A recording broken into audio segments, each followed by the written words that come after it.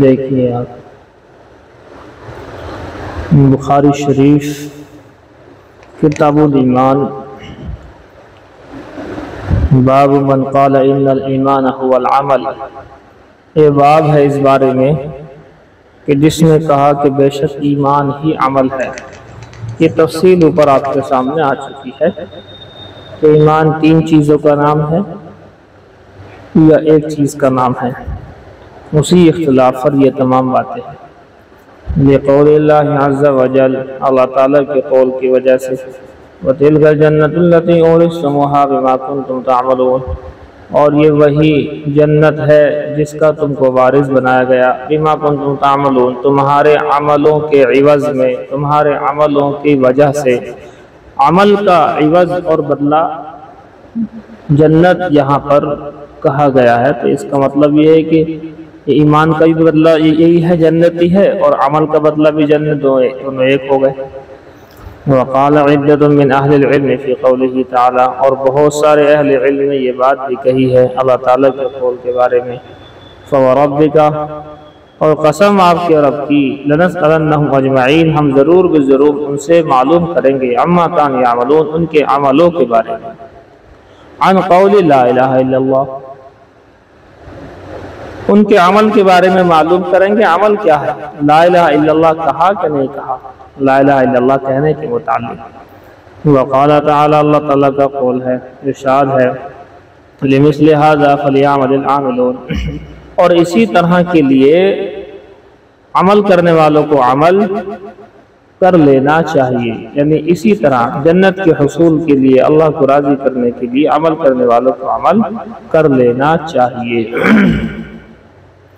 وبه قال حدثنا احمد بن يونس وموسى بن اسماعيل قال حدثنا ابراهيم بن سعد قال حدثنا ابن شهاب عن سعيد بن المسيب عن ابي هريره ان رسول الله صلى الله عليه وسلم، حضرت ابو ہریرہ سے روایت ہے کہ بے شک رسول اللہ صلی اللہ علیہ وسلم سئل، حضور سے سوال کیا گیا، ای العمل افضل، کون سا عمل زیادہ افضل ہے؟ قال، حضور نے ارشاد فرمایا، ایمان باللہ ورسولہ، اللہ پر ایمان لانا اور اس کے رسول پر ایمان لانا سب سے افضل عمل ہے۔ قیل ثم ماذا، فرمایا کہ پھر اس کے بعد کیا ہے؟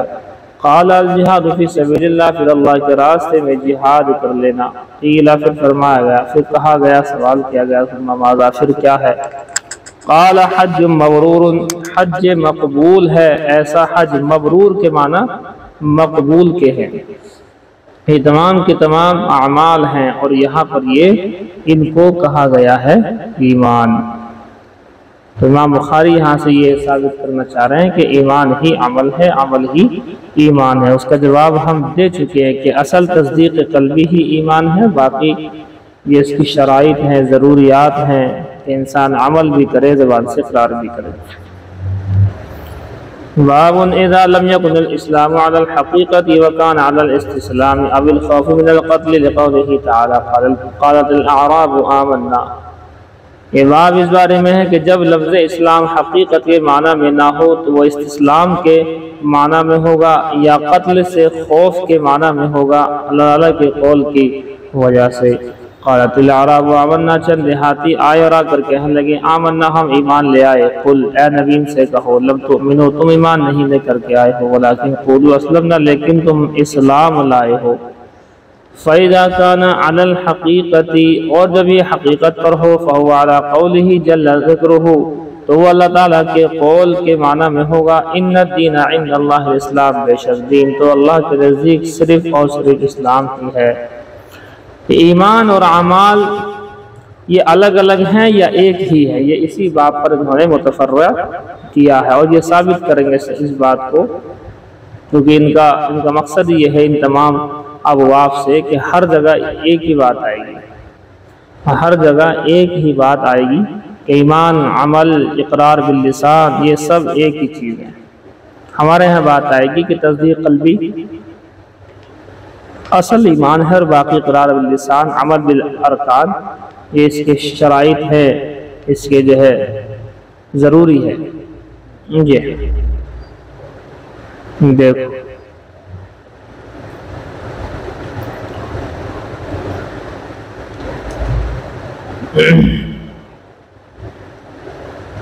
ایک منٹ. وبه قال حدثنا ابو اليمان قال اخبرنا شعيب عن الزهري قال اخبرني عامر بن سعد بن ابي وقاص. فرماتے ہیں مجھے خبر دی عامر بن سعد بن ابی وقاص نے عن سعد حضرت سعد بن ابی وقاص کے واسطے سے ان رسول اللہ صلی اللہ علیہ وسلم اعطى رهطا کہ اللہ کے رسول صلی اللہ علیہ وسلم نے ایک قبیلے کو بہت سارا دیا. وسعد جالس حضرت سعد وہاں بیٹھے ہوئے تھے. فترک رسول اللہ صلی اللہ علیہ وسلم اللہ کے رسول صلی اللہ علیہ وسلم نے ایک شخص کو چھوڑ دیا. ہوا اعجبهم الیہ حالانکہ وہ شخص مجھے ان سے زیادہ پسندیدہ تھا.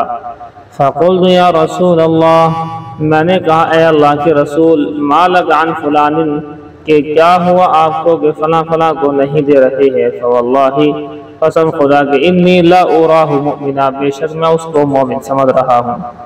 فقال حضور نے کہا او مسلمہ یا مسلم سمجھ رہے ہو مومن نہیں بلکہ مسلم کہو. فسکت قلیلا میں تھوڑی دیر کے لیے خاموش ہو گیا. ثم غلبنی ما اعلم منہ پھر مجھ پر وہ بات غالب آ گئی جو میں جانتا تھا اس کے بارے میں. یعنی مجھے لگا کہ بھئی اسے تو نہیں مل پایا اور لوگوں کو مل گیا. فعدت لمقالتی میں نے اپنی بات کو دہرا دیا. یہ شخص کون تھا اس کا نام آپ چاہیں تو نوٹ کر لیں حاشیے وغیرہ میں سب لکھے ہوئے ہیں. جعیل بن سراقہ نام ہے اس شخص کا. جعیل جیم عین یا لام جعیل بن سراقہ یہ نام ہے اس شخص کا.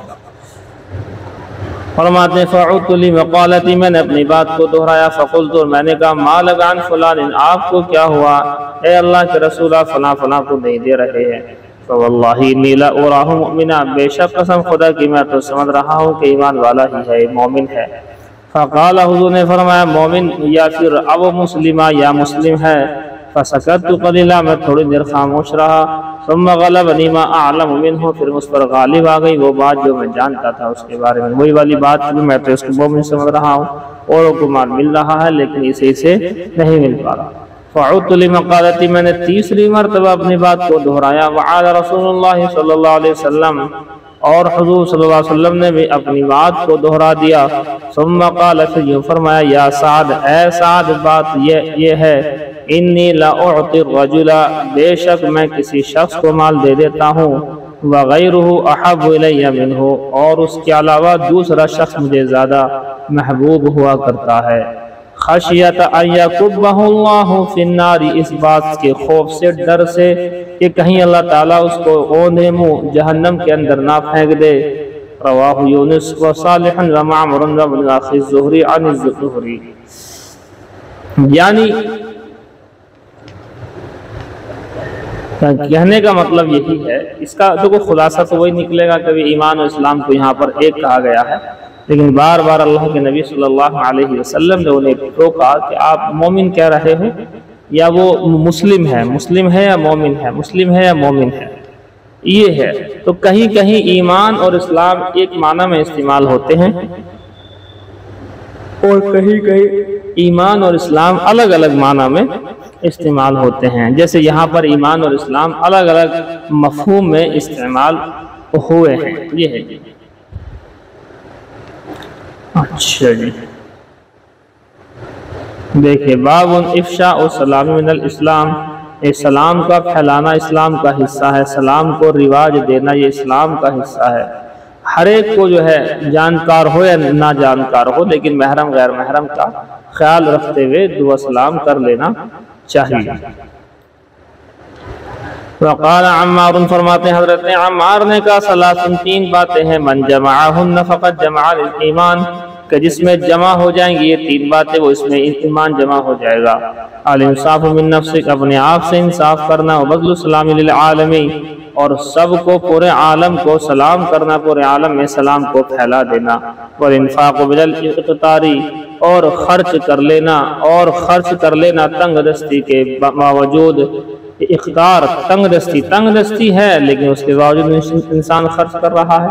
اور ہمیں لگتا بھی یہی ہے مسجد میں ہم چونکہ رہتے ہیں یہاں لوگ مالدار کم دیتے ہیں پیسے غریب لوگ زیادہ پیسے دیتے ہیں. یہ بہت محسوس ہوتا ہے. یہاں غریب کے 10-20 روپے یہاں پر اکٹھا ہو جاتے ہیں اچھے خاصے رقم ہو جاتی ہے اور مالدار لوگ جو ہے دے نہیں پاتے ہیں. والانفاق خرچ کرنا، من الاقتاری تنگ دستی کے باوجود، یہ تینوں باتیں ہوگی۔ الانصاف من نفسک، اپنے آپ سے انصاف کرنا، بدل السلام، سلام کو پھیلانا پورے عالم میں، اور انفاق من الاقتار، تنگ دستی کے باوجود خرچ کرنا۔ وبه قال حدثنا قتيبة قال حدثنا الليث عن يزيد بن أبي حبيب عن أبي الخير عن عبد الله بن عمرو أن رجلا سأل رسول الله صلى الله عليه وسلم، ایک شخص نے اللہ کے رسول صلی اللہ علیہ وسلم سے سوال کیا، ای الاسلام خیر، کون سا اسلام زیادہ بہتر ہے؟ قال تطعم الطعام، کہ تم کھانا کھلاؤ، وتقرأ السلام، اور تم سلام کہو، علی من عرفت من لم تعرف، ہر اس شخص کو جس کو تم جانتے ہو جس کو تم نہیں جانتے ہو۔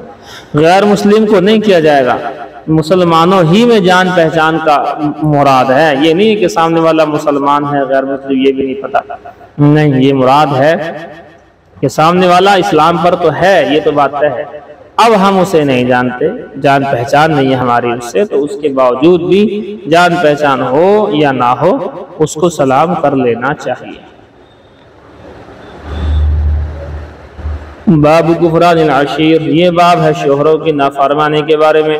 وَكُفْرٌ دُونَ كُفْرٍ، اور ایک کفر دوسرے کفر سے کم بھی ہوا کرتا ہے، دو کفر برابر نہیں ہوتے، یعنی کفر کے بھی درجات ہوتے ہیں، جیسے ایمان اور اعمال کے درجات ہوتے ہیں، امام بخاری یہ کہنا چاہ رہے ہیں، ایسے ہی کفر کے بھی درجات ہوتے ہیں۔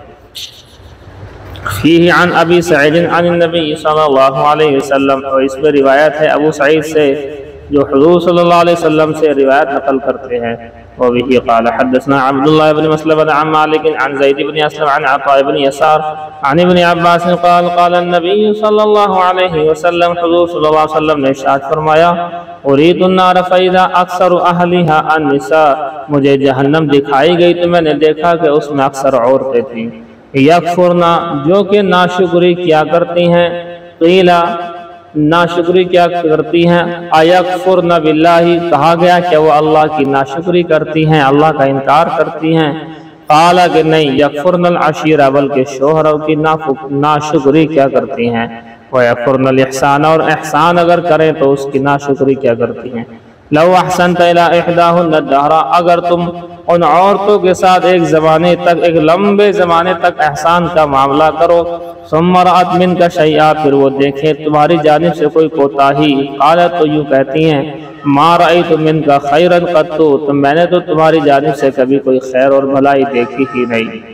ایک لمبے زمانے تک خیر خواہی اور بھلائی کرنے کے بعد ان کی زبان پر ایک دم سے یہ بات آ ہی جاتی ہے کہ میں نے تو آج تک کوئی خیر کوئی بھلائی اس گھر کے اندر دیکھی ہی نہیں ہے۔ یہی ہے جہنم میں جانے کا سب سے بڑا سبب، یہی ہے، اس لیے ناشکری کی عادت نہیں ہونی چاہیے۔ باب المعاصی من امر الجاہلیہ، باب ہے کہ گناہ گاری اور گناہ، بہت سارے گناہ جو ہوتے ہیں جاہلیت کے معاملات میں سے ہیں، ولا یکفر صاحبها بارتکاب الا بالشرک، لیکن نہیں کافر قرار دیا جائے گا صاحب گناہ کو، صاحب معاصی، گناہ کرنے والے کو گناہ کے ارتکاب سے کافر نہیں قرار دیا جائے گا، الا بالشرک، مگر ہاں شرک اگر کر لے تو پھر اس کو کافر قرار دے دیا جائے گا۔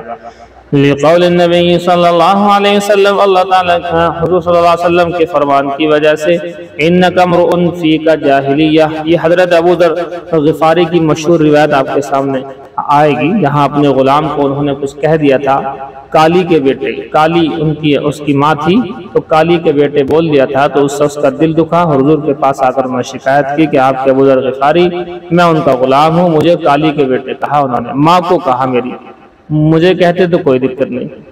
حضور نے پھر کہا کہ بھی ابو ذر تمہارے اندر تو جاہلیت کی کچھ باتیں ہیں ابھی، انک امرؤ فیک جاہلیہ، معلوم ہوا کہ گناہ گاری والا کوئی بھی کام وہ جاہلیت کے معاملات میں سے، بے شک تو ایسا مرد ہے، یعنی اے ابو ذر تو ایسا شخص ہے کہ تیرے اندر جاہلیت کی باتیں ہیں۔ وقول اللہ، یہ ڈانٹ ڈپٹ کے لیے تھا، حالانکہ ابو ذر غفاری تو بہت ہی اونچی کوالٹی کے صحابی ہیں۔ وقول اللہ عز وجل، اور اللہ تعالیٰ کے قول کے بارے میں ہے، ان اللہ لا یغفر ان یشرک بہ، بے شک اللہ تعالیٰ نہیں بخشے گا اس بات کو کہ شرک کیا جائے اس کے ساتھ، شرک تو معاف نہیں کرے گا، ویغفر ما دون ذلک لمن یشاء، اور اس کے علاوہ جس کے لیے چاہے گا اس گناہ کے علاوہ باقی گناہوں کو معاف کر سکتا ہے۔ وَإِن طَائِفَتَانِ مِنَ الْمُؤْمِنِينَ اقْتَتَلُوا فَأَصْلِحُوا بَيْنَهُمَا، اور اگر دو ایمان والوں کی دو جماعتیں مومنوں کی آپس میں قتل و قتال کرے تو ان کے درمیان میں صلح کرا دیا کرو۔ فَسَمَّاهُمُ الْمُؤْمِنِينَ، تو یہاں پر قتل و قتال کرنے والی جماعتوں کو بھی مومن نام رکھا گیا۔ معلوم ہوا اگر قتل و قتال کرنا گناہ ہے اور گناہ سے ایمان ختم ہو جاتا ہے تو یہاں ان کو مومنین کیوں کہا گیا؟ معلوم ہوا کہ گناہ کرنے سے آدمی کافر نہیں ہوتا، صرف شرک اور کفر کرنے سے اس سے ایمان اس کا ختم ہوتا ہے۔ وبه قال حدثنا عبد الرحمن بن المبارك قال حدثنا حماد بن زيد قال حدثنا ايوب عن يونس عن الحسن عن الاحنف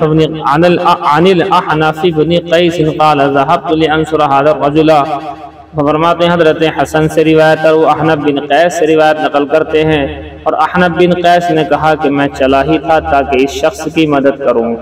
فلقینی ابو بکرہ، تو مجھ سے ابو بکرہ نے ملاقات کی۔ یہ اس وقت کا واقعہ ہے جبکہ جنگ جمل اور جنگ صفین کا ماحول بنا ہوا ہے، تو احنف بن قیس ہتھیار اٹھا کر کے حضرت علی کی مدد کے لیے چلے، تو حضرت ابو بکرہ نے انہیں روکا کہ آپ کہاں جا رہے ہو؟ یہ جو آپسی خانہ جنگی ہو رہی ہے حضرت ابی معاویہ حضرت علی کا اختلاف، کہ اس میں حضرت علی کی جانب سے جا رہا ہوں۔ تو حضرت ابو بکر نے انہیں روک دیا کہ دو مسلمان جماعتیں ایک ساتھ لڑ رہی ہوں تو اس جماعتوں کو جنگ کے لیے ابھارنا نہیں چاہیے، آپس میں اس کو اور زیادہ اس آگ کو بھڑکانا نہیں چاہیے، معاملہ سخت ہے۔ دیکھو کیا ہے وہ سخت۔ ذهبت لانصر، میں چلا تاکہ مدد کروں حضرت اللہ اس شخص کی، یعنی حضرت علی کی۔ فلقینی ابو بکر، میں نے ابو بکر سے ملاقات ہوئی۔ فقال، انہوں نے کہا این ترید، کہاں کا ارادہ رکھتا ہے؟ قلت، میں نے کہا انصر هذا الرجل، میں اس شخص کی مدد کروں گا۔ قال، انہوں نے کہا ارجع، لوٹ جاؤ، فانی سمعت رسول اللہ صلی اللہ علیہ وسلم یقول، اس لیے کہ میں نے اللہ کے رسول صلی اللہ علیہ وسلم کو ارشاد فرماتے ہوئے سنا، اذا التقى المسلمان بسیفہما، جب دو مسلمان آپس میں تلواروں سے قتل و قتال کریں، فالقاتل والمقتول فی النار، قاتل بھی جہنمی مقتول بھی جہنمی ہے۔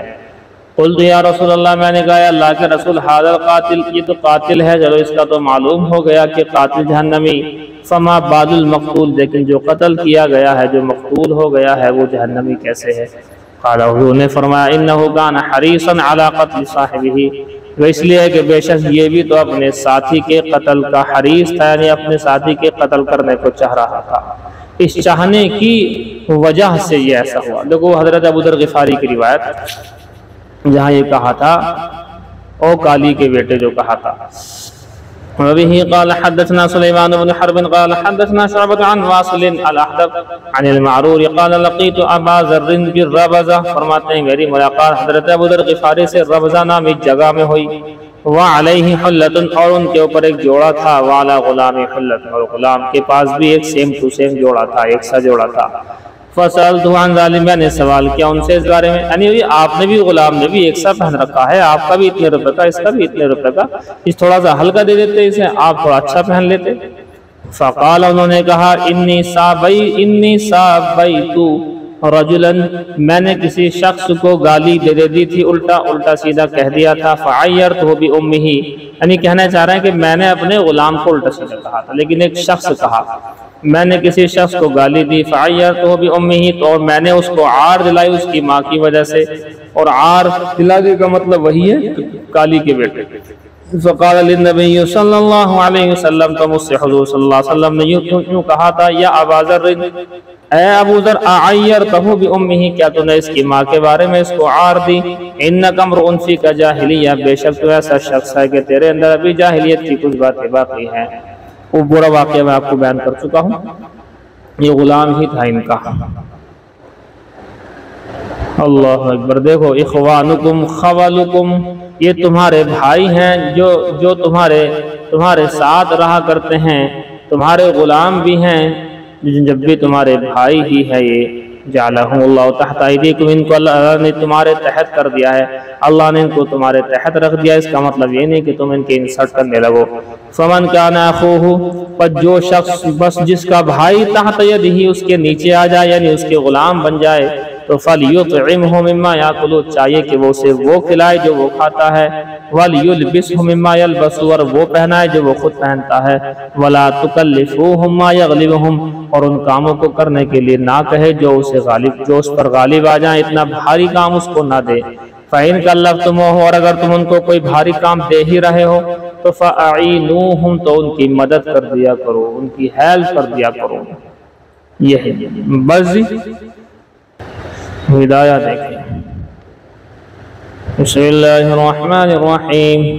قال صاحب قدوری فرماتے ہیں والمزدلفۃ کلھا موقف، کہ مزدلفہ پورے کا پورا میدان موقف ہے، ٹھہرنے کی جگہ ہے، بہت بڑا میدان ہے۔ اس میں کہیں بھی آپ صبح کی طلوع فجر، صبح صادق جسے کہتے ہیں، تہجد کا ٹائم ختم، صبح صادق شروع یعنی فجر شروع، اس وقت سے لے کر یہ 20 منٹ کا جو ٹائم ہوتا ہے، اس سے بیچ میں ایک لمحے کے لیے بھی اگر آپ ٹھہر گئے، اور بہتر ہے کہ پورے وقت میں ٹھہرے، لیکن لمحے کے لیے بھی ٹھہر گئے تو واجب ادا ہو گیا۔ تو کہتے ہیں مزدلفہ پورے کا پورا میدان، اس میں کہیں بھی آپ ٹھہر گئے تو آپ کا مزدلفہ کا وقوف اور وقوف ادا ہو چکا ہے، موقف میں ٹھہرنے کی وجہ سے وقوف ادا ہو گیا۔ فرماتے ہیں والمزدلفۃ کلھا موقف، اور مزدلفہ میں چاہے جہاں ٹھہر جاؤ سارے کا سارا موقف ہے، ٹھہرنے کی جگہ ہے، موقف میں ٹھہرنے کی جگہ۔ الا وادی محصر، مگر یہ کہ وادی محصر میں نہ ٹھہرے۔ یہاں عذاب آیا، عذاب آنے کی وجہ سے ان علاقوں کو چھوڑ دیا گیا ہے۔ ایک اوپر بھی آیا تھا کیا بطن عرنا، اس طرح کی وادی آئی تھی اس میں عرفات میں، اور ایک یہ ہے۔ بہرحال ان جگہوں پر اب ویسے بھی نہیں ہوتا ٹھہرنا، انہوں نے جو ہے گھیرا بندی کر رکھی ہے اس طرح کی کہ وہاں آدمی کوئی پہنچ نہیں سکتا، یا تو مزدلفہ کے اندر رہے گا یا مزدلفہ کے باہر ہی رہ جائے گا۔ باہر رہ گیا تو ضعیف، کمزور، بوڑھے، ان کے لیے کوئی چھوٹ بھی ہے، لیکن اگر ٹھیک ٹھاک آدمی ہے اس کے لیے کوئی چھوٹ نہیں ہے، دم واجب ہو جائے گا۔ یہ ہے جو اصحاب فیل کو جو اللہ نے عذاب دیا تھا، تو وادی محصر میں وہ عذاب آیا تھا، اس لیے وہاں پر ٹھہرنے سے منع کیا گیا۔ قال صاحب قدوری فرماتے ہیں فَإِذَا طَلَعَتِ الشَّمْسُ، جب سورج طلوع ہونے لگے، اب سورج طلوع ہونے سے پہلے نکلنا ہے۔ اب سورج طلوع ہونے مان لیجئے 10 منٹ کے بعد سورج طلوع ہونا شروع ہو جائے گا، اور وہ جو کیا بولتے ہیں 20 منٹ کا ٹائم شروع ہو جائے گا نماز کے نہ پڑھنے والا، کہتے ہیں اس سے پہلے افاض الامام، امام چل پڑے گا، والناس، اور لوگ بھی چل پڑیں گے وہاں سے، حتی یاتوا منی، یہاں تک کہ منی پہنچ جائیں گے۔ اب یہ 10 تاریخ ہے، عید کا دن ہے یہ، اور حاجیوں پر عید کی نماز فرض نہیں ہوتی ہے، جیسے آپ مستورات کے اوپر بھی جمعہ عید کی نماز فرض نہیں ہوتی، اس دن عید کی نماز حاجیوں پر فرض نہیں ہوا کرتی ہے۔ یہ عید کا دن ہو گیا، حتی یاتوا منی، منی کے اندر آ گئے، اب یہ منی میں ہیں۔ اب آپ کو بتایا تھا کہ منی میں یہاں 3 کام ہوں گے، کس کس کو یاد ہے جی بتاؤ؟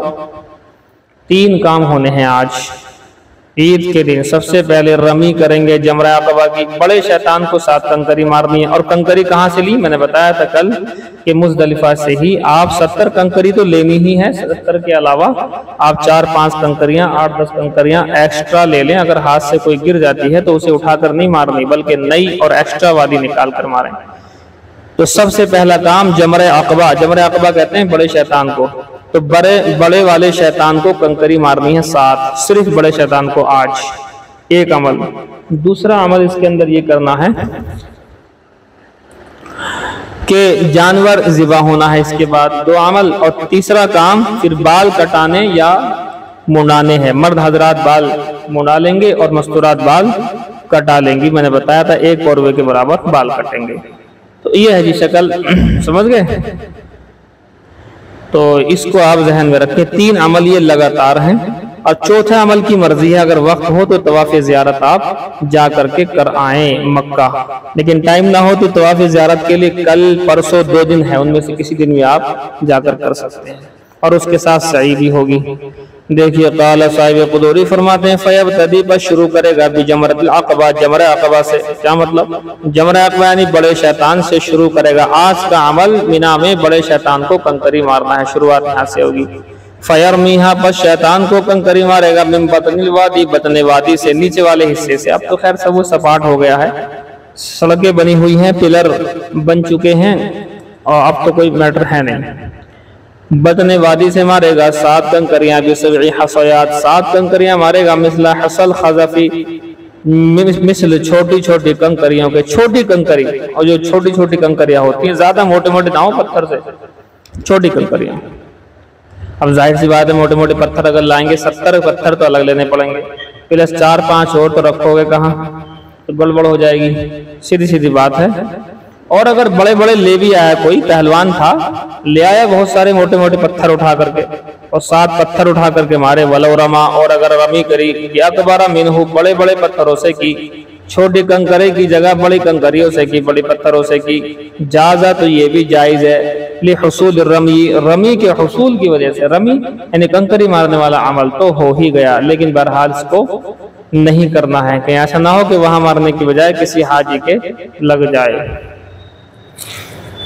وَلَوْ رَمَاهَا مِنْ فَوْقِ الْعَقَبَةِ، مِنْ فَوْقَ الْعَقَبَةِ، فوق بھی پڑھ سکتے ہیں چونکہ یہ من حرف جار کے بعد فوق آ گیا جو کہ مبنی ہے، اور ہاں یہ تو مبنی ہے، من فوق العقبۃ پڑھیں گے جی، وہ تو غیر منصرف کا ہے اصول۔ اور اگر کنکری ماری اس کو من فوق العقبۃ، اوپر سے، جمرہ عقبہ کے اوپر سے، جمرہ عقبہ کے اوپر کھڑا تھا وہاں سے کنکری ماری، اور آج کل یہی ہوتا ہے، اس لیے کہ وہ پلر وغیرہ ہیں، نیچے سے اوپر تک پلر بنائے ہیں، اس کی بلڈنگیں بنا دی ہیں۔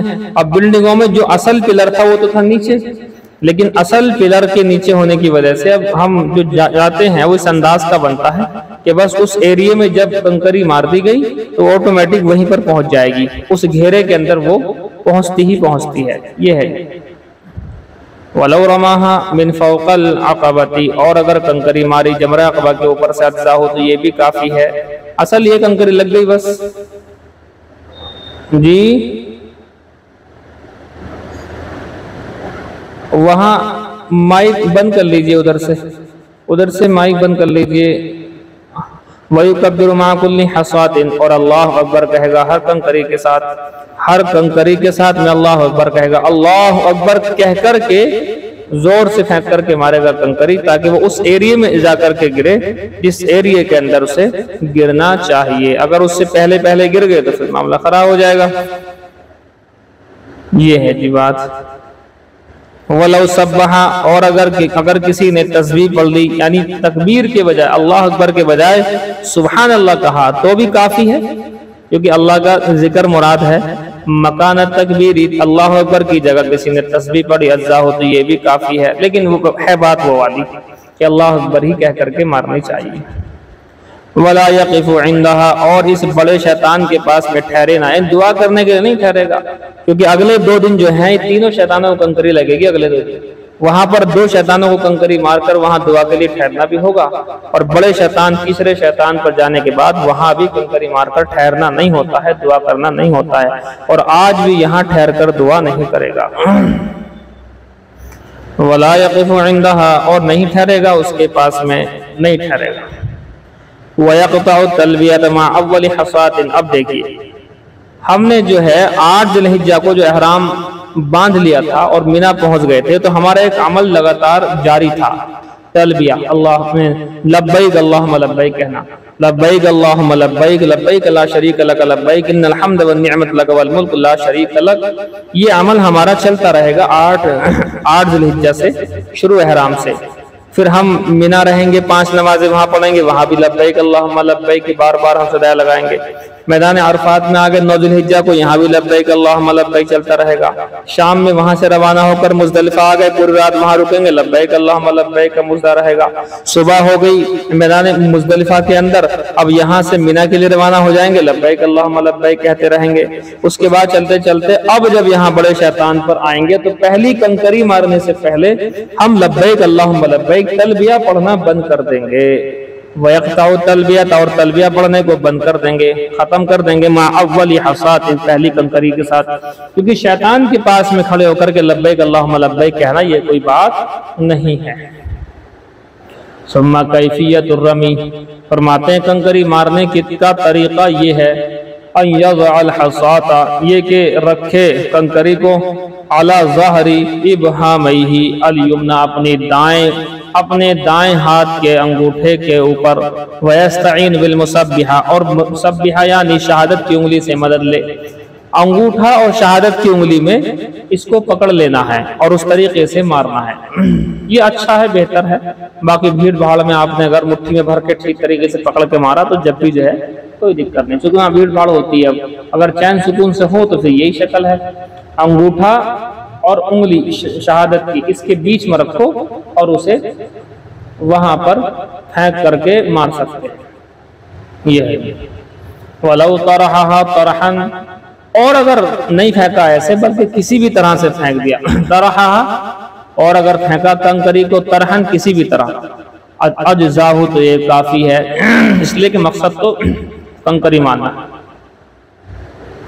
وَلَوْ وَضَعَهَا وَضْعًا لَمْ يَجُزْ، لیکن اگر رکھا اس نے کنکری کو رکھنا، کنکری کو جا کر کے شیطان کے پاس رکھ دیا اس ایریے میں، یہ کافی نہیں ہوگا، رکھنا کافی نہیں ہوتا ہے بلکہ مارنا پڑے گا اس کو۔ اور اگر رکھ دیا جا کر کے وضعًا کسی بھی طرح سے رکھ دیا کنکری کو، لم یجز، تو یہ کافی نہیں ہوگا، لم یجزہ بھی پڑھ سکتے ہیں اس کو، یہ کافی نہیں ہوگا بلکہ مارنی ہی پڑے گی پھینک کر۔ اور اگر نہیں پھینک سکتے ہیں، کوئی وجہ ہے یا کوئی دقت ہے، پریشانی ہے، تو کسی اور کو نائب آپ بنا سکتے ہیں، اس میں آپ کی طرف سے نائب بن کر کوئی اور، جیسے کہ بوڑھے ماں باپ ہیں، ہاتھ بھی نہیں اٹھ رہے، پیر بھی نہیں اٹھ رہے، اب وہاں پر جو ہے ظاہر سی بات ان سے کہو تم روم پر رہو اور ان کی جانب سے خود کنکریاں مار سکتے ہو، بیٹا باپ کی طرف سے، ماں کی طرف سے کنکریاں مار کے آئے گا، اس میں نیابت چل جاتی ہے، نائب بنا کر کے بھیج سکتے ہیں۔ لیکن اگر کسی اچھے آدمی نے اپنا نائب بنا کر کے بھیجا کہ جاؤ تم میرے طرف سے کنکری مار دینا، تو اب یہ اچھے آدمی نے جو بھیجا ہے تو اس کی وجہ سے اس پر دم واجب ہو جائے گا۔ وَلَوْ رَمَاهَا، اور اگر کنکری کو پھینک کر کے مارا، فَوَقَعَتْ، اور وہ گر گئی، قریبا من الجمرتی، جمرہ عقبہ پڑے شیطان کے پاس میں، یکفیہ، تو یہ کافی ہو جائے گا۔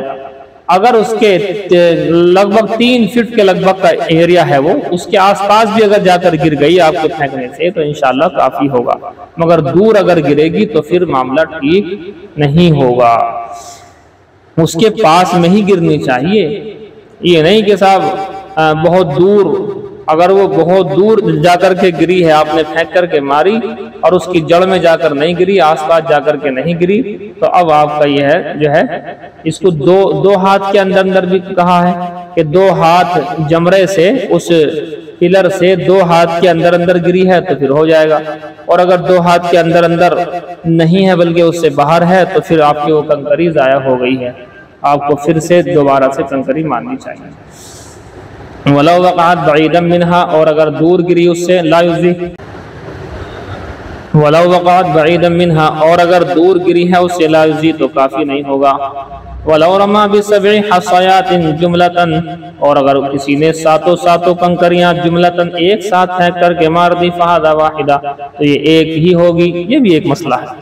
کوئی اگر ہوشیاری دکھاتا ہے کہ بھی 7 کنکریاں مارنی، لاؤ 7 کنکریاں مٹھی میں بھر کے ایک ساتھ پھینک کے نہ مار دو، ایک ساتھ پھینک کے ماریں گے 7 ہو گئی، یہ نہیں ہوگا، بلکہ ایک کنکری ایک بار میں 7 مرتبہ ہاتھ ہلائیں گے، 7 مرتبہ پھینکیں گے، اگر ایک ساتھ پھینک بھی دی تو وہ ایک ہی مانی گئی۔ وَلَوْ رَمَا بِسَبْعِ حَصَيَاتٍ جُمْلَةً، اور اگر کنکری ماری 7 ایک ساتھ، 7 کنکریاں جملتاً ایک مٹھی بھر کر مار دی، فَهَذِهِ وَاحِدَةٌ، تو ایک ہی ہوئی۔ وَيَأْخُذُ الْحِصَىٰ مِنْ أَيِّ مَوْضِعٍ شَاءَ، فرماتے ہیں کنکری لے لے گا۔ اب کنکری کہاں سے لینی؟ دیکھو عام طور پر فی الحال جو انتظامات ہیں مزدلفے میں ہیں، لیکن یہ جو جمرہ ہے، شیطان ہے، یہ 3 شیطان جو یہاں پر موجود ہیں، ان کے پلرز، ان 3 شیطانوں کے جو پلرز ہیں ان کے آس پاس سے نہ اٹھائے، باقی پورے جہاں میں کہیں سے بھی لے آئے، مینا میں سے لے آئے، مزدلفہ میں سے لے لے، عرفات میں سے لے لے، مکہ سے لے آئے، اپنے گھر سے لے جائے، جی کہیں سے بھی لے لو، کوئی منع نہیں کر رہا، بس صرف جہاں شیطان کو کنکری مار رہے ہیں آپ وہاں سے نہیں اٹھا سکتے، اس کے علاوہ کہیں سے۔ لیکن انتظامات کہاں سے ہیں؟ انتظامات فی الحال مزدلفہ سے ہے۔ وَيَأْخُذُ الْحَصَى، اور کنکریاں لے لے گا، من أَيِّ مَوْضِعٍ شَاءَ، جہاں سے چاہے لے لے گا، لَا مِنْ عِنْدَ الْجَمْرَةِ، لیکن جمرے کے پاس سے نہیں لے گا، جمرہ شیطان کے جو ہے بلرس اس کے پاس سے نہیں لے گا، فَإِنَّ ذَلِكَ يُكْرَهُ، اس لیے کہ یہ مکروہ قرار دے دیا گیا ہے۔ وَيَجُوزُ الرَّمْيُ، اور جائز ہے کنکری مارنا، بِكُلِّ مَا كَانَ مِنْ أَجْزَاءِ الْأَرْضِ، ہر اس چیز سے جو زمین کی جنس سے ہو۔ پھر کنکری ہے اور کنکری کے علاوہ کچھ اور چیزیں بھی ہو سکتی ہیں جو زمین کی جنس سے وہ چیزیں ہوتی ہیں جو جل کر کے کوئلہ نہ بنے، جو جل کر کے کوئلہ بن جاتی ہیں چیزیں وہ زمین کی جنس سے نہیں کہلاتی ہیں، اور جو جل کر کے کوئلہ بنتی نہیں ہیں وہ زمین کی جنس سے ہیں، لہذا ان میں سے کسی چیز سے بھی آپ رمی کر سکتے ہیں۔ مثلا اینٹ ہوتی ہے، اینٹ اس کے ذریعے سے بھی ہو سکتی ہے، پتھر تو ہے ہی، کنکری بھی ہے ہی، ٹھیکرا ہے، مٹی جو ہوتی ہے، مٹی کی بنی ہوئی جو گولی بنا لیتے ہیں، چھوٹی چھوٹی گولی وہ ٹائٹ ہو جاتی ہیں، اس سے بھی ہو جائے گا، ڈھیلے سے بھی ہو جائے گا، یہ تمام کی تمام چیزیں زمین کی جنس سے ہے۔ اینٹ، پتھر، کنکری، ٹھیکر اور مٹی کی بنی ہوئی گولی وغیرہ، ان تمام کے تمام ڈھیلے وغیرہ سے بھی ہو جائے گا۔ لیکن جو چیز زمین کی جنس سے نہیں ہے، جیسے کہ سونا، چاندی، لوہا، کوئی سونا چاندی مارے پھینک کر کے، کیونکہ زمین کی جنس سے تو ہے نہیں ہے، اس کو اگر آگ لگاتے ہیں تو یہ تو باقاعدہ پانی ہو جاتا ہے، تو اس لیے جو ہے زمین کی جنس کی چیزوں سے آپ رمی کر سکتے ہیں، اور زمین کی جنس کے علاوہ جو چیزیں ہیں ان سے رمی آپ نہیں کر سکتے ہیں۔ یہ ہے جی بات، دیکھیے کہاں گیا۔ وَيَجُوزُ الرَّمْيُ، اور جائز ہے رمی کرنا، بِكُلِّ مَا كَانَ مِنْ أَجْزَاءِ الْأَرْضِ، زمین کے اجزاء کی جنس سے جو چیز ہوتی ہے اس کے ذریعے۔ عندنا، یہ مسئلہ ہمارے نزدیک ہے، خلاف للشافعی رحمہ اللہ، امام شافعی کا اس میں اختلاف ہے، وہ کہتے ہیں کہ نہیں، بس صرف کنکری ہی سے مار سکتے ہیں، اس کے علاوہ چھوٹی کنکری کے علاوہ کسی طریقے سے بھی آپ نہیں کر سکتے۔ قال صاحب قدوری فرماتے ہیں ثم یذبح، پھر ذبح کرے گا، ان احبا، پھر ذبح کرے گا، ان احبا، اگر چاہے، کیا مطلب؟ چاہے کیا مطلب جی؟ یہ تو ذبح جو ہے کرنا ہی پڑے گا، اس کو سمجھ لیجئے آپ۔ حج 3 طرح کا ہوتا ہے، آپ کو لکھوا چکا ہوں، حج افراد، حج تمتع، حج قران۔ حج افراد خالص حج کے مہینوں میں عمرہ نہیں کیا، صرف حج کیا۔ حج تمتع، حج کے مہینوں میں عمرہ بھی اور حج بھی 2 احرام سے۔ حج قران، حج کے مہینے میں عمرہ بھی حج بھی لیکن 1 احرام سے۔ تو یہ جو ہے بات چل رہی ہے حج افراد کی چل رہی ہے۔ خالص حج، صرف اور صرف حج کرنے کے لیے آدمی گیا ہے تو اس پر قربانی واجب نہیں ہوتی ہے، اس لیے کہہ رہے ہیں اگر چاہے تو کر لے، نہ چاہے تو تب بھی اس کا کام چل سکتا ہے۔ قال صاحب قدوری فرماتے ہیں ثم یذبح ان احبا، پھر وہ ذبح کرے گا جانور اگر چاہے گا۔ اگر چاہے گا مطلب اگر یہ حج افراد والا خالص حج والا ہے، اس نے ایام حج میں عمرہ نہیں کیا ہے، جیسے ہمارے ہندوستان کے لوگ جاتے ہیں تو پہلے عمرہ کرتے ہیں بعد میں حج ہوتا ہے، تو اگر یہ صرف حج والا ہے تو جانور کا ذبح کرنا اس پر واجب نہیں ہے، صرف مستحب ہے اس کے لیے جانور ذبح کرنا۔ لیکن اگر ہمارے جیسا حج ہو، جیسے کہ یہاں ہندوستان سے ہوتا ہے حج تمتع، اور بعض علاقوں سے حج قران بھی کرتے ہیں، حج قران بھاری ہوتا ہے بہت، اس میں احرام بن جاتا ہے عمرے کے لیے اور ایک لمبے سمے تک اس کو جو ہے رکھنا پڑتا ہے، بہت بھاری کام۔ فرماتے ہیں پھر ذبح کرے گا ان حبا، اگر چاہے، چونکہ واجب تو اس کے پر نہیں ہے۔ حج تمتع حج قران والے پر واجب ہے، وہ تو وجوباً جانور ذبح کرے گا۔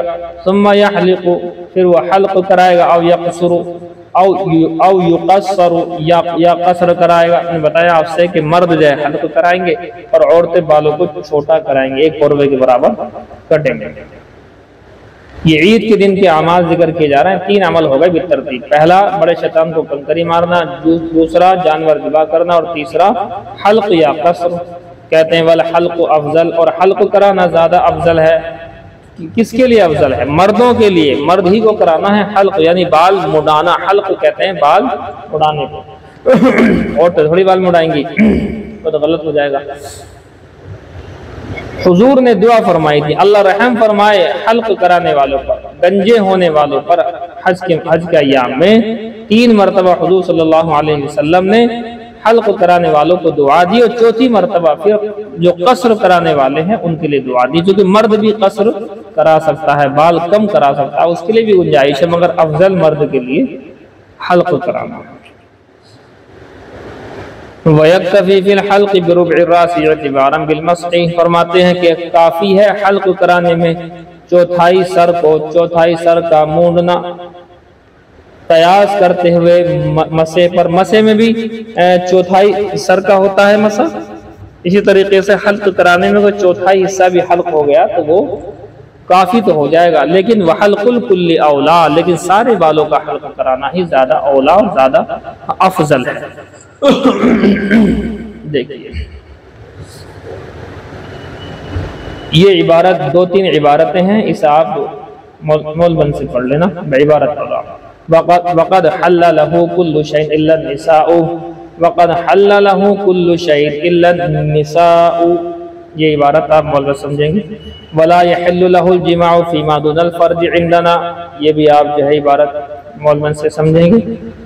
ثم الربی لیس من اسباب التحلل عندنا، اسے بھی آپ ان سے سمجھیں، اس میں بھی جو ہے اس کا جوڑ وہیں سے ہے۔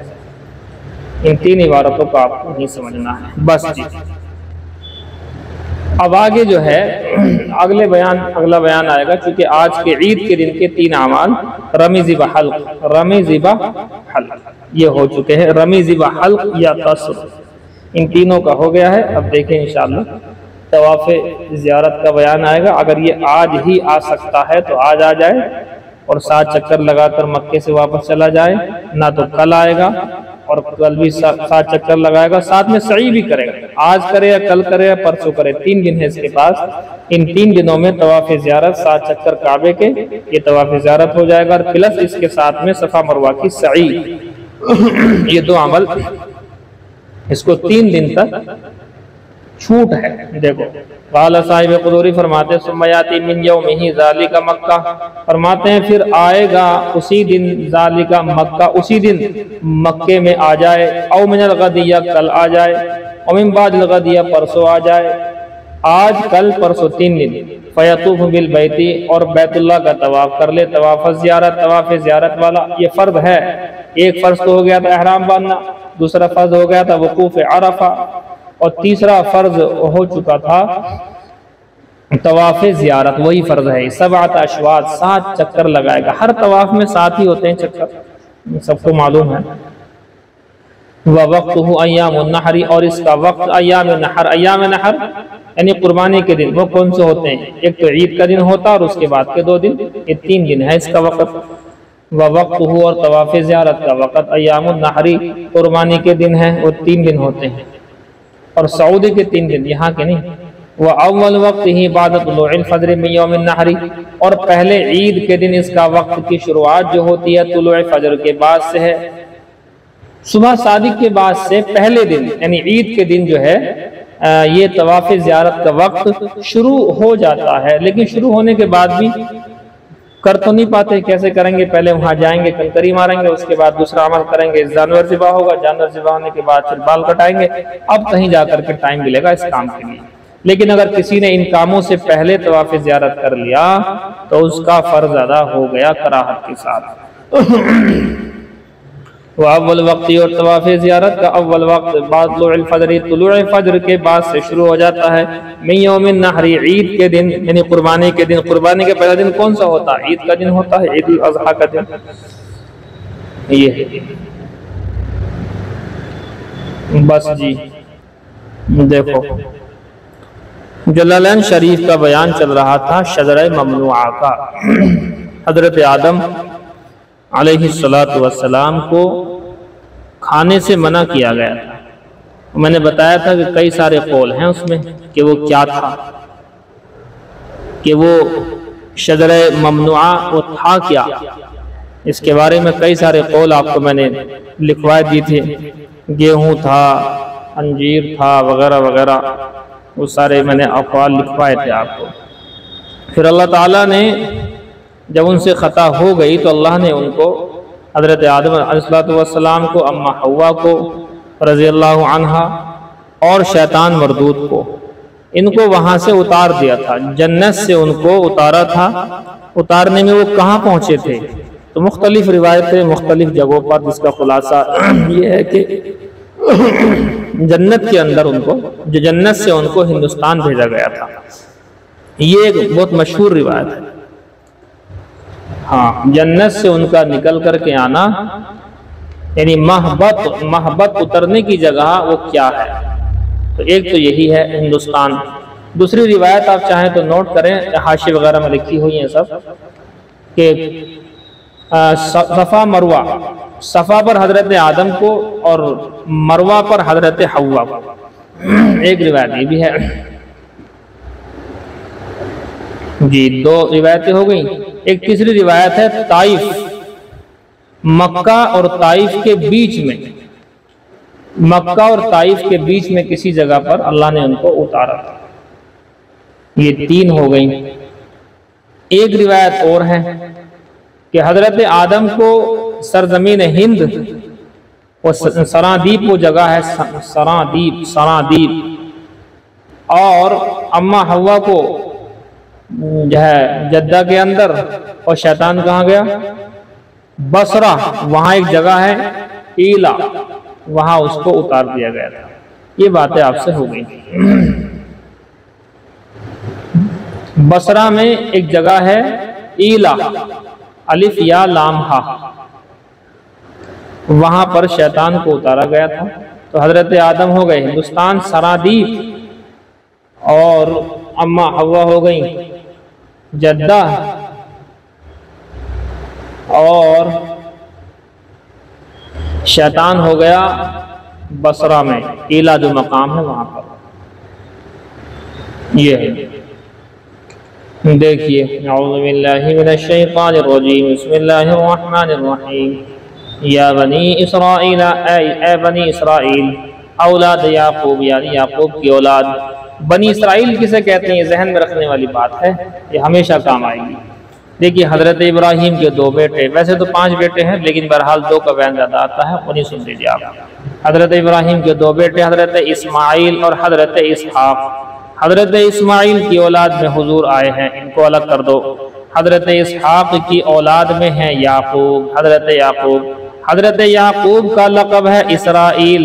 اسرائیل اور یعقوب ایک ہی شخص کے نام ہیں، یعقوب نام ہے، اسرائیل لقب ہے۔ اب دیکھیں آگے، اب حضرت یعقوب کے 12 بیٹے ہوئے، ان میں حضرت یوسف بھی ہیں، بنیامین بھی ہیں، یہودا، شمویل وغیرہ ہیں۔ تو حضرت یعقوب کے 12 بیٹے، اب یہ 12 کے 12 بیٹے کہلائے اسرائیل کے بیٹے، چونکہ حضرت یعقوب اسرائیل ہیں۔ تو اسرائیل کے بیٹے، بیٹوں کی عربی بنی آتی ہے، بنینا، تو بنی اسرائیل یعنی یعقوب کے بیٹے، اسرائیل کے بیٹے۔ اب اصل میں یعقوب کے بیٹے 12 یہ بنی اسرائیل ہیں۔ اب ان 12 کی اولاد نیچے کو چل پڑے گی، 12 خاندان بن جائیں گے، 12 خاندان، یہ سب بنی اسرائیل کہلائے۔ اب ان کی اولاد چلتے چلتے حضرت موسیٰ کے وقت تک 6 لاکھ ہو چکے تھے، یہی 12 لوگ، یہ 6 لاکھ ہو گئے، تو یہ 6 لاکھ بنی اسرائیل ہوئے۔ یہ ہے جی، یا بنی اسرائیل، اے بنی اسرائیل یعنی اولاد یعقوب، اذکروا، یاد کرو، نعمتی التی انعمت علیکم، میری نعمتوں کو یاد کرو جو میں نے تمہارے اوپر نعمتیں نچھاور کی ہیں۔ ای علی آبائکم، سوال ہے کہ ان پر کہاں نچھاور ہوئی ہیں؟ جواب یہ ہے کہ ان کے آبا و اجداد کو دی ہیں، تو آبا و اجداد کو کوئی نعمت کا مل جانا، وہ بچوں کو اس کی نعمت کا مل جانا ہے۔ آبا و اجداد کو اللہ ان کو نہیں اگر بچاتا فرعون کے عذاب سے، تو ظاہر سی بات ہے یہاں کچھ الجھن والی بات ہو جاتی، ظاہر سی بات الجھن ہو جاتی۔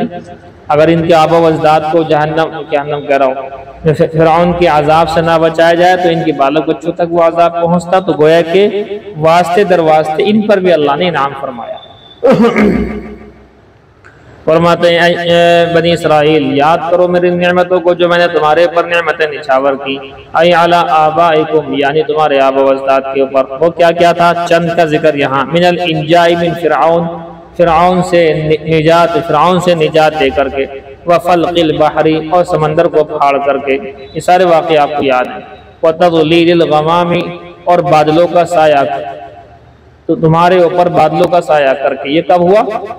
یہ میدان تیہ کے اندر، بھول بھلیا جہاں پر وہ 40 سال تک ہی بھٹک گئے تھے، وغیر ذالک اور اس کے علاوہ بہت سارے، بیان تشکروها بطاعتی اور تم اس کا شکر کرو میری اطاعت کر کے، ان تمام نعمتوں کا شکر کرنے والے بن جاؤ میری اطاعت کر کے، وَأَوْفُوا بِعَهْدِي اور میرے عہد کو پورا کرو، الَّذِي عَاهَدتُّهُ إِلَيْكُمْ جو عہد میں نے تم سے کر لیا تھا، من الایمان یعنی ایمان لانا ہے تمہیں کس پر؟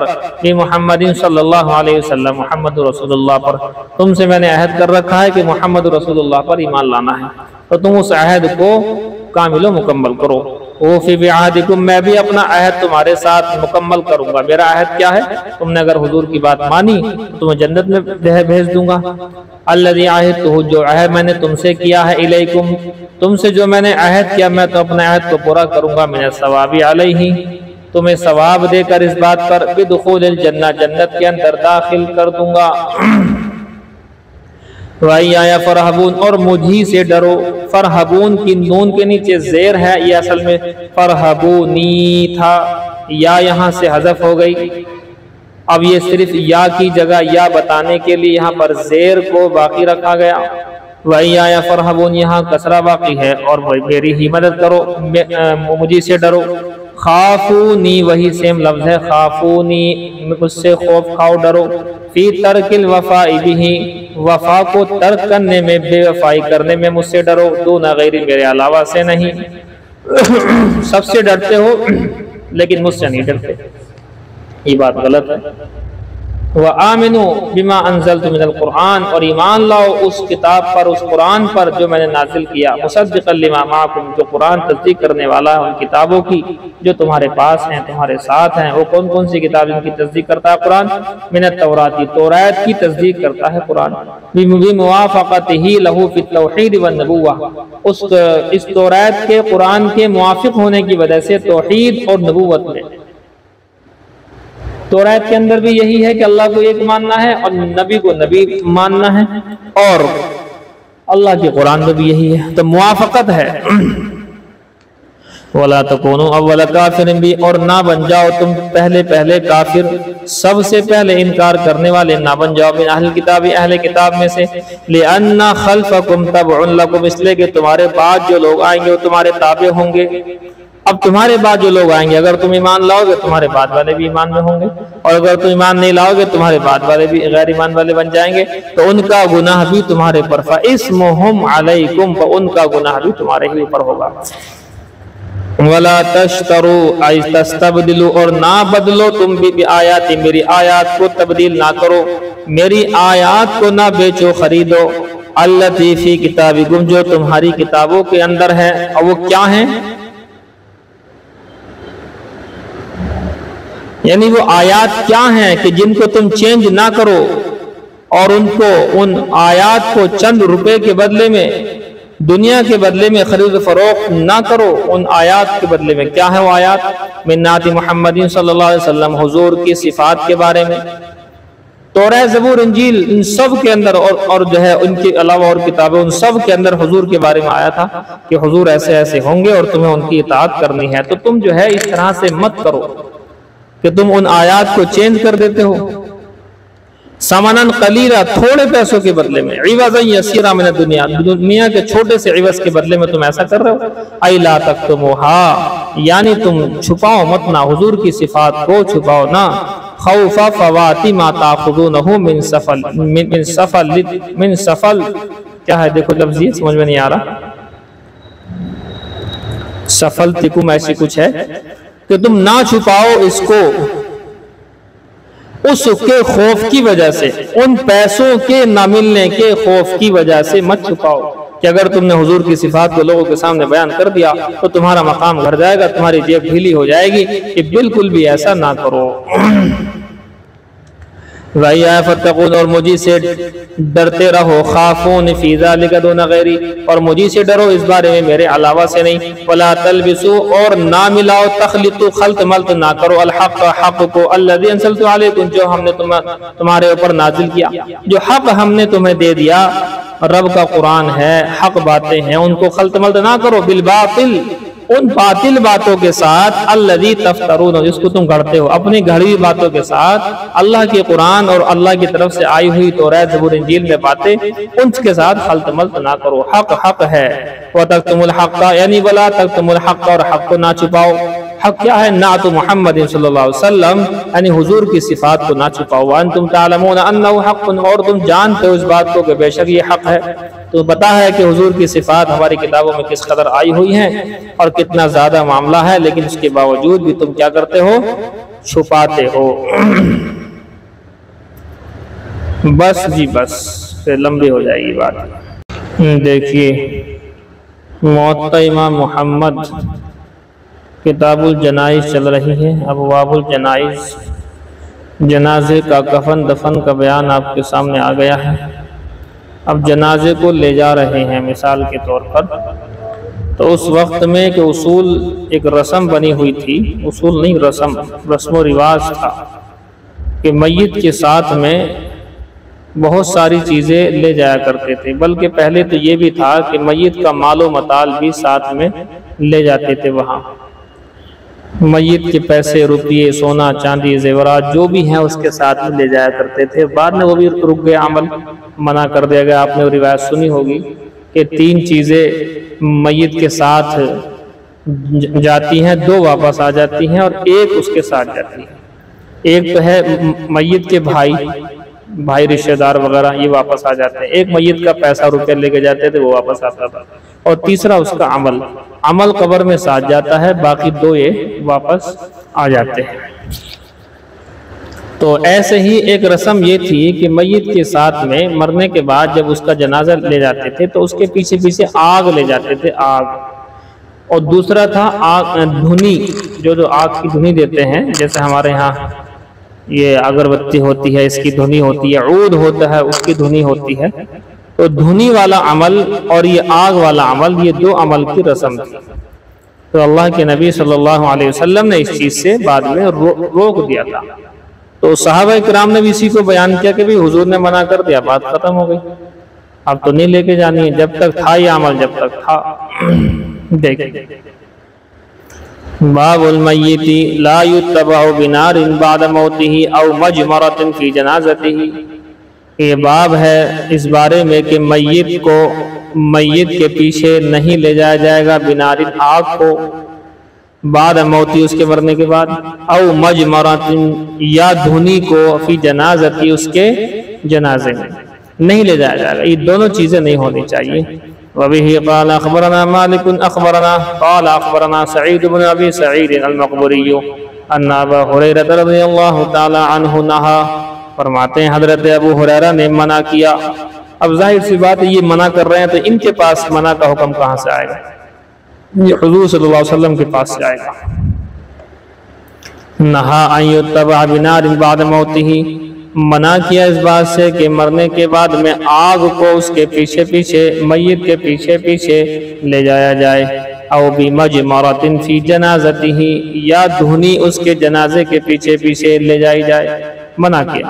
قال محمد، امام محمد فرماتے ہیں بہذا ناخذ، ہم اسی روایت کو لیتے ہیں، وہو قول ابی حنیفہ رحمہ اللہ، اور یہی امام اعظم ابو حنیفہ رحمۃ اللہ علیہ کا قول ہے۔ اسی بات کو امام اعظم رحمۃ اللہ علیہ نے لیا ہے اپنے مسلک کے طور پر۔ دیکھیے آگے باب القیام للجنازہ، جنازہ دیکھ کر قیام کرنا، کھڑے ہو جانے کا بیان۔ جنازہ وہ کسی کا بھی ہو سکتا ہے، سامنے سے آ رہا ہے، اسے دیکھ کر کہ کیا ہم اس کے اکرام میں کھڑے ہو جائیں؟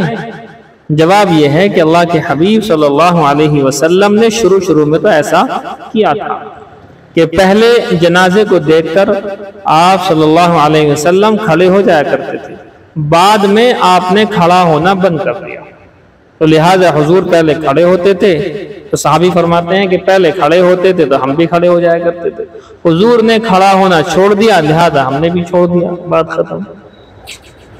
تو اب عمل یہ ہے کہ اس طرح سے کھڑے ہونے کا کوئی عمل اب نہیں باقی رہا۔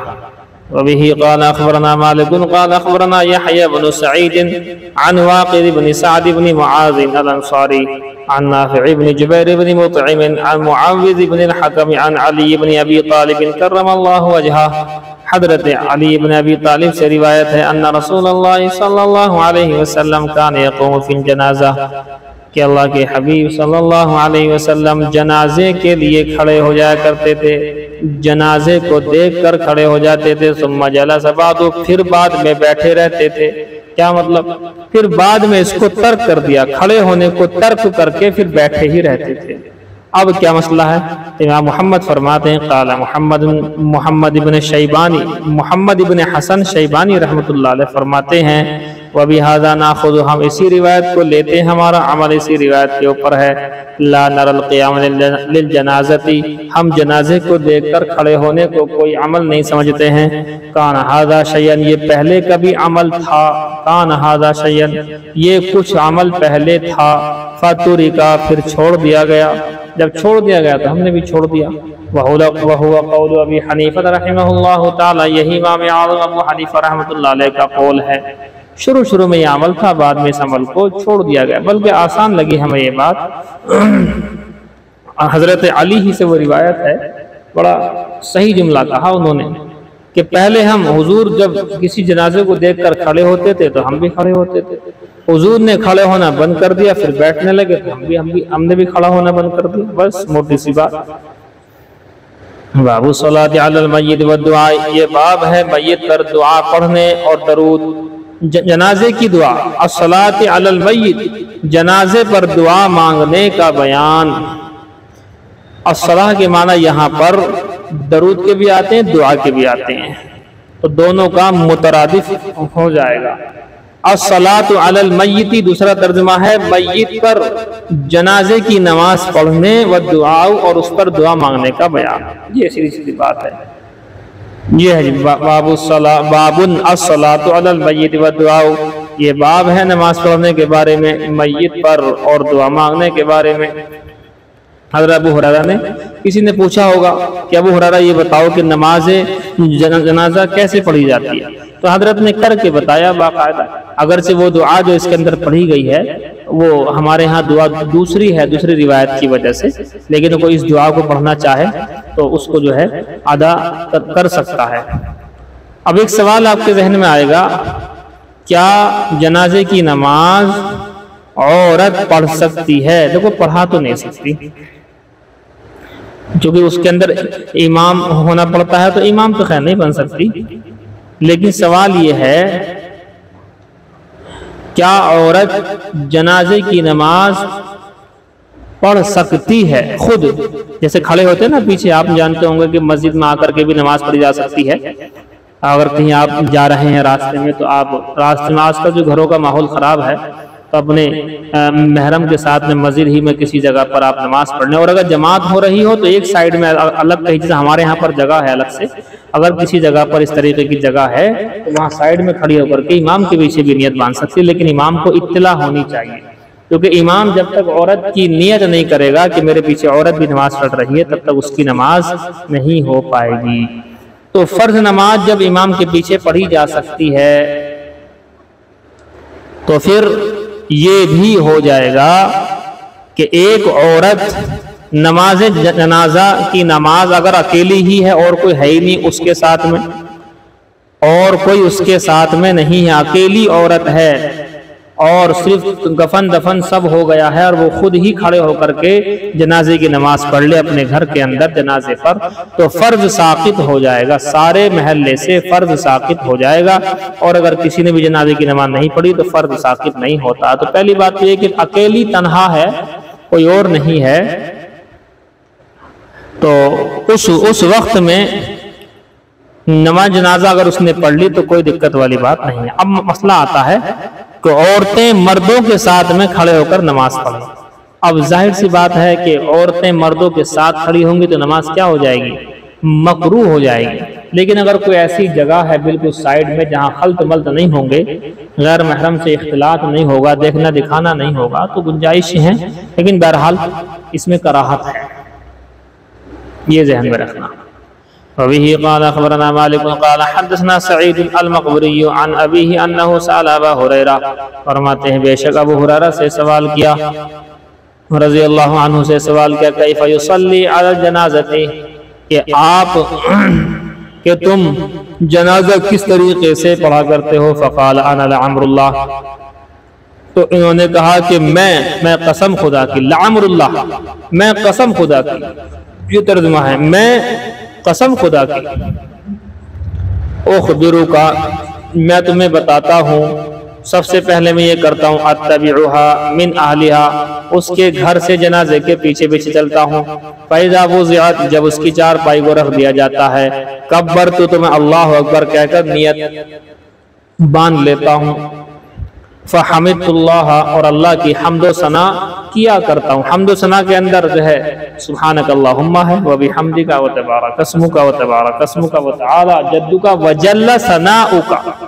ایک لفظ کا اضافہ ہوتا ہے اس میں ثنا کے اندر ایک لفظ کا اضافہ ہوتا ہے، وجل ثناؤک، باقی وہی ولا الہ غیرہ، سبحانک اللہم وبحمدک وتبارک اسمک وتعالی جدک وجل ثناؤک ولا الہ غیرہ۔ اور اگر چاہیں اس لفظ کو نہ پڑھیں تب بھی جائز ہے، سیم جو نماز کی ہے ثنا وہی پہلی نیت باندھنے کے بعد اس کو پڑھیں گے، اللہ اکبر کہہ کر نیت باندھی اور ثنا پڑھ لی، اس کے بعد کہتے ہیں وصلیت علی نبیہ صلی اللہ علیہ وسلم، اور پھر مطلب پھر ایک بار اللہ اکبر اور کہا جائے گا اور اللہ اکبر کہہ کر پھر درود پڑھا جائے گا، درود ابراہیم وہی نماز والا، اس کے بعد ثم قلت پھر میں کہتا ہوں، پھر ایک تکبیر اور کہی جائے گی، اس کے بعد یہ دعا پڑھی جائے گی۔ دعائیں کئی ساری ہیں، ان میں سے ایک دعا یہ ہے، اللہم عبدک، اے اللہ یہ تیرا بندہ ہے، وابن عبدک اور تیرے بندے کا بندہ اور تیرے بندے کا بیٹا ہے، وابن امتک اور تیری بندی کا بیٹا ہے، کان یشہد اللہ الہ الا انت اور یہ گواہی دیا کرتا تھا اس بات کی کہ آپ کے سوا کوئی معبود نہیں ہے، وان محمد رسولک اور اس بات کی گواہی دیا کرتا تھا کہ محمد صلی اللہ علیہ وسلم آپ کے رسول ہیں، وانت اعلم بہ اور تو زیادہ جاننے والا ہے اس کو، ان کان محسنا اگر یہ نیکوکار تھا، فزد فی حسناتی تو اس کی نیکیوں میں اضافہ فرما، وان کان مسیئا اور یہ اگر نافرمان تھا، فتجاوز عنہ تو اس سے درگزر فرما، اللہم لا تحرمنا اجرہ اے اللہ تو ہمیں اس کے اجر سے محروم نہ فرما، ولا تفتننا بعدہ اور اس کے بعد ہمیں کسی فتنے کے اندر مبتلا نہ فرما۔ یہ ہے جی بس۔ قال محمد رحمہ اللہ تعالی، امام محمد فرماتے ہیں وبہذا ناخذ ہم اس روایت کو لے لیتے ہیں، لا قراءۃ علی الجنازۃ اس لیے کہ جنازے میں قراءت کا کوئی بیان نہیں آیا، جنازے میں کوئی بھی بیان نہیں آیا کہ سورہ فاتحہ پڑھنی ہے، کوئی سورت پڑھنی ہے، کچھ پڑھنا ہے۔ امام ابو حنیفہ رحمۃ اللہ علیہ کا مسلک یہی ہے کہ جنازے کی نماز میں قراءت نہیں ہے، تو کہتے ہیں لا قراءۃ علی الجنازۃ کہ جنازے میں قراءت نہیں ہے، وہو قول ابی حنیفہ رحمہ اللہ اور یہی امام اعظم ابو حنیفہ رحمۃ اللہ علیہ کا قول ہے۔